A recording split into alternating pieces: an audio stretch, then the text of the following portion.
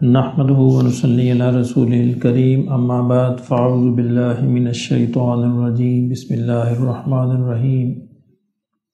ولكل وجهة هو موليها فاستبقوا الخيرات أينما تكونوا يأتي بكم الله جميعا إن الله على كل شيء قدير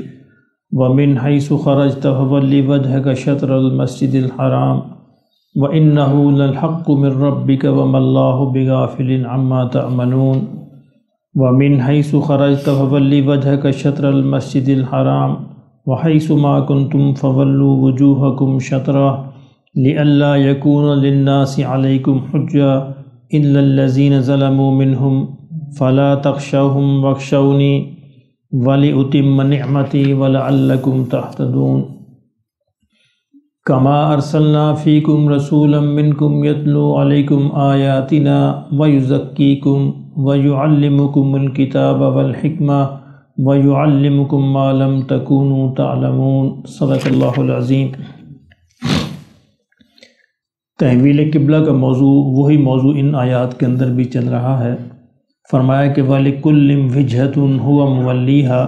ہر کوئی، ہر قوم، ہر فرقہ، ہر ایک کا ایک نیک رخ ہوتا ہے، ہوا مولیہ، جس کی طرف وہ پھرتا ہے، یعنی سب کا کوئی نہ کوئی قبلہ ہے جس کی طرف وہ پھرتے ہیں، یعنی یہود ہوں، یعنی یہودیوں نصارہ کی طرف یہ اشارہ ہے، یہودی ہوں یا نصارہ ہوں، انہوں نے اپنا اپنا ایک قبلہ مقرر کر رکھا ہے، اور مقصد یہ ہے کہنے کا کہ نبی صلی اللہ علیہ وسلم یا مسلمانوں کے کہنے سے وہ اس کو تبدیل نہیں کریں گے، وہ کیونکہ تعصب اور ضد ہے، اس ضد کی وجہ سے یہ تبدیل نہیں کریں گے، اس لیے اب مزید ان پر کوشش نہ کی جائے، بلکہ اس کی بجائے کیا کیا جائے، فاستبقوا الخیرات، نیکیوں میں آگے بڑھو، یعنی ایک پیغام جو تم نے پہنچا دیا، ایک مقصد تم نے بتا دیا،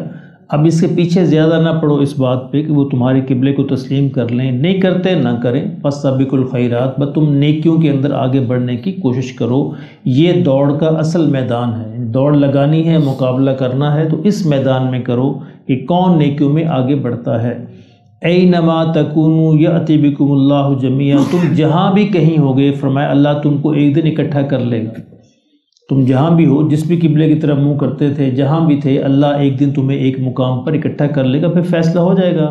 ان اللہ علی کل شیء قدیر، کہ بے شک اللہ ہر چیز پر قادر ہے، اللہ کے لیے کوئی مشکل نہیں ہے۔ وَمِنْ حَيْثُ خَرَجْتَ فَوَلِّ وَجْهَكَ شَطْرَ الْمَسْجِدِ الْحَرَامِ، اور جب بھی تم کہیں نکلو، یعنی سفر پہ نکلو، تو مسجد حرام کی طرف ہی رخ کرو، اس کی طرف ہی منہ کرو۔ وَإِنَّهُ لَلْحَقُّ مِنْ رَبِّكَ، اور یہی تمہارے رب کی طرف سے حق ہے، سچ ہے، جو تمہارے رب نے مقرر کیا ہے۔ وَمَا اللَّهُ بِغَافِلٍ عَمَّا تَعْمَلُونَ، اور جو تم کرتے ہو اللہ اس سے غافل نہیں ہے۔ وَمِنْ حَيْثُ خَرَجْتَ فَوَلِّ وَجْهَكَ شَطْرَ الْمَسْجِدِ الْحَرَامِ، ایک دفعہ پھر سنو، دوبارہ وہی آیت پھر دہرائی جا رہی ہے کہ ایک دفعہ پھر سن لو کہ جہاں بھی تم ہو سفر کے اندر، وہ اپنا رخ جو ہے تم نے مسجد حرام کی طرف ہی کرنا ہے۔ وَحَيْثُ مَا كُنْتُمْ فَوَلُّوا وُجُوهَكُمْ شَطْرَهُ، اور اگر تم سفر کے اندر نہیں بھی ہو تب بھی تمہاری ذمہ داری یہی ہے کہ تم اپنے رخ کو مسجد حرام کی طرف ہی، اس رخ پر ہی نماز پڑھو، یہ تمہارے لیے اب فکس ہے، مقرر ہے، فرض ہے، اس لیے نماز کے فرائض میں سے یہ بھی شامل ہے قبلہ کی طرف رخ کرنا، ٹھیک ہے نا۔ نماز سے کچھ فرائض ہے نا، نماز کے فرائض کا کیا مطلب ہے کہ وہ چیزیں جن کے بغیر نماز ادا نہیں ہوتی،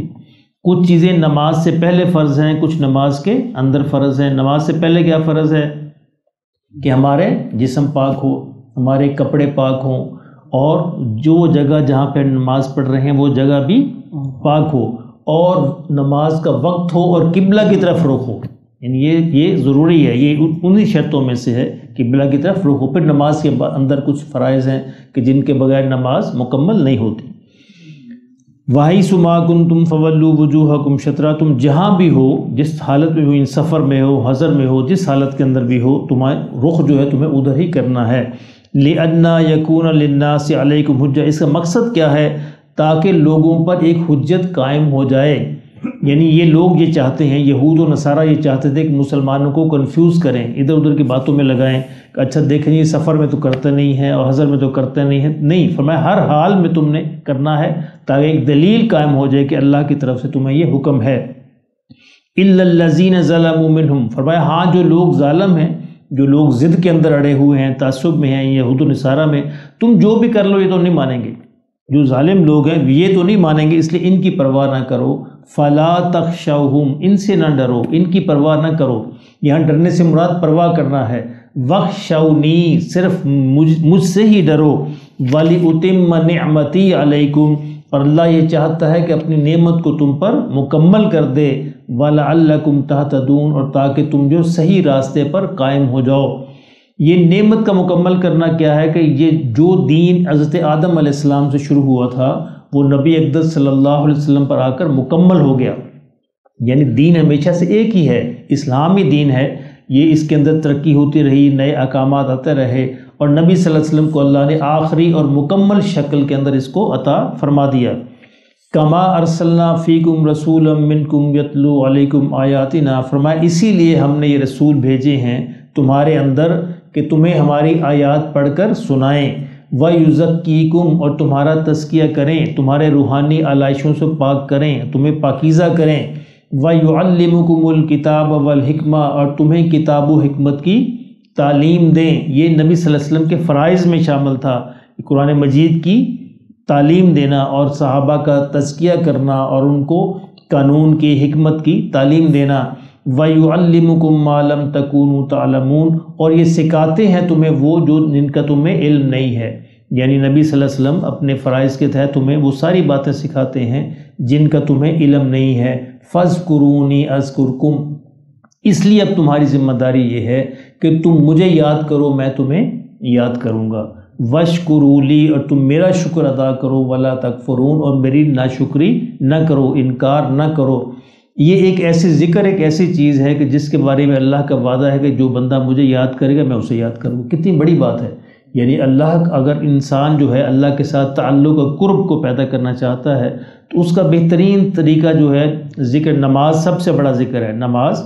ذکر کا سب سے اہم ترین ذریعہ جو ہے نماز ہے، دوسرے نمبر پہ قرآن مجید کی تلاوت ہے، پھر باقی ذکر اذکار ہیں جو احادیث کے اندر آتا ہے، جو بھی ذکر کیا جائے گا چاہے نماز کی صورت میں ہو یا قرآن مجید کی تلاوت کی صورت میں ہو، تو اللہ فرماتے ہیں جو مجھے یاد کرے گا وہ میں اس کو یاد، یہ اللہ کا وعدہ ہے، یعنی ایسی بات نہیں کہ اللہ کا وعدہ ہے، تو اس لیے یہ ضروری ہے کہ انسان اس بات کا یقین رکھے کہ جب بھی میں نماز میں یاد کروں یا قرآن سے یاد کروں یا ویسے یاد کروں اللہ مجھے بھی یاد کرتے ہیں۔ وَاشْكُرُوا لِي، فرمایا کہ میرا ہی شکر ادا کرو، وَلَا تَكْفُرُونَ، اور میری ناشکری نہ کرو۔